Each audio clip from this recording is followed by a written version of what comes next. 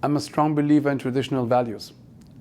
We live in a time where society, internet, politics tries to convince us that we can wake up every morning and be something different and change our identity strongly. And in my book, I very much admonish and encourage people to embrace their roots, to embrace their family history, to embrace their values, to embrace where they come from, to learn about their history, to learn about the values that had shaped their parents, their grandparents, and to live up to that. It's the contrary of the message we hear every day now. You can be whatever you want, every day something different. This doesn't make you happy. Know where you come from, know your roots, and live according to that is something that the Habsburgs did. The Habsburgs were fiercely traditional people. They stood for values. They stood for traditions, for a certain court ceremonial. They stood for old decorations like the Golden Fleece that stood for honor, that stood for chivalry. All these values made the Habsburgs what they were. They were fiercely proud of the family tree. They were proud of their ancestors. Every Habsburg who grew up knew who their greatest ancestors were, and they wanted to be like them. This is what I encourage people to do. Know who you are and live accordingly. And as I say, it's a countercultural message, because we're basically said, you don't have a past, you don't even have a set future, you invent yourself every day. This is something that won't make man happy. We're not built like that. I imagine there weren't crowds of people, bursting down your door. Tell us the Habsburg principles. Where did the idea to kind of codify these in a book come from? It was two things. One of them was a friend of mine here from the States told me, why don't you write a book about the Habsburgs for Sophia Press? I happen to know the publisher, and that would be something that could be interesting. And then I said, okay, why not? But I don't want to write simply a family history, because there are already very good family histories. I want to write something else. What could it be? And then I remembered that about a year ago, I gave a talk in a club in Boston, where I was invited. And the man inviting me to talk about my family said, in this club, I wanted to warn you, not all are Catholic.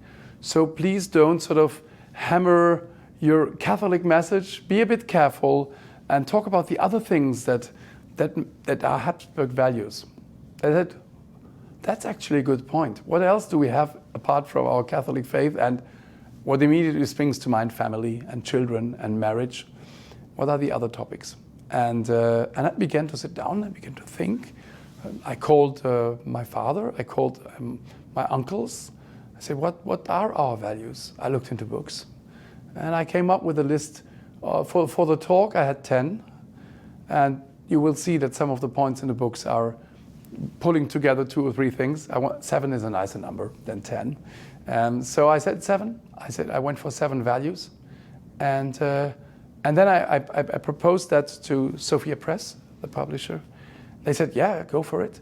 And then the interesting things that happened after that were that I suddenly realized, wait a minute, these 7 things are things that we don't see anymore in our society. And then the next step was, perhaps our world would be a better place if these things would come back, because they were good things. They were good things that sort of characterized hundreds of years of Habsburg rule. And then the next surprise was how close some of these ideas were to the United States. I was writing a book for readers in the United States, also because I would say of my 60,000 followers on Twitter, a large part are American. They like me. I bond with Americans. And so I said, wow, America and the Habsburgs are not that far apart in a few core concepts. And when I now arrived in the States for my book tour reading, I gave talks about the core points of that book. And I saw Americans reacting and saying, we understand what you're saying. I had one talk, one online interview with a radio host somewhere from the deep south, who said to me, I understand everything you're saying. I read this and I said, he's talking about me. And I said, wow, a Habsburg from Europe writes a book about Habsburg history and connects to someone from the United States who says, this is about me. So that was surprising. That was surprising. And I think it's an interesting book. It's not too long. You can read it in a short time, as you have done.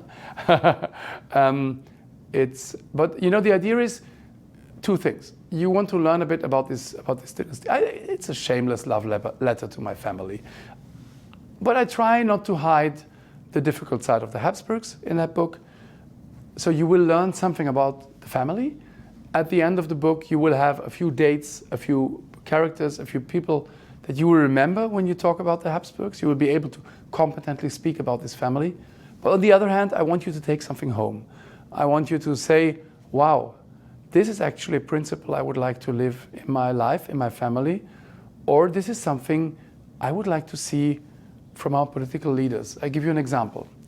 Our last emperor, Blessed Emperor Karl, only emperor for 1.5 years, in the eyes of the world, a loser, took over the empire from Franz Joseph, who had ruled nearly 70 years, lost the war, lost the empire, went into exile, didn't manage to go back to Hungary where he would have retained his crown, and died 1 year later from a disease, from a sort of bronchitis, under terrible pain in Madeira. This is the ultimate loser in the eyes of the world. In our family, he's seen as one of the greatest, which shows that, you know, there are other ways of looking at people. And one of the elements that impresses me, apart from his Catholic faith, that I could talk for hours, but that's another interview, was his readiness to offer up his suffering for his people. So he was a devout man, and one day in Madeira, he was standing and looking at the church on the other side of the valley, and he nodded, and he said, yes, yes. And then his wife asked him a bit later, what was that about? And he said, I have offered God my life for my people, so they may be in peace and together. And when he was dying on his bed, and he was suffering terribly, he said this line very often, I must suffer so much so my people can be in peace. And I thought, shouldn't we wish for political leaders today that love their country so much that they would be ready to suffer for it and they would be ready to lay down their life for it? It's difficult to imagine. I don't know if I would be able to do that. But having an example of that kind would say I think all people, we would love to have leaders like that. Because this is leaders we could respect. These leaders where we say, wow, these are upright people. They will stand for our country. They put the interest of the country before their own interest. And that's why I think that chapter perhaps helps us a bit to understand what we would want from political leaders, a bit more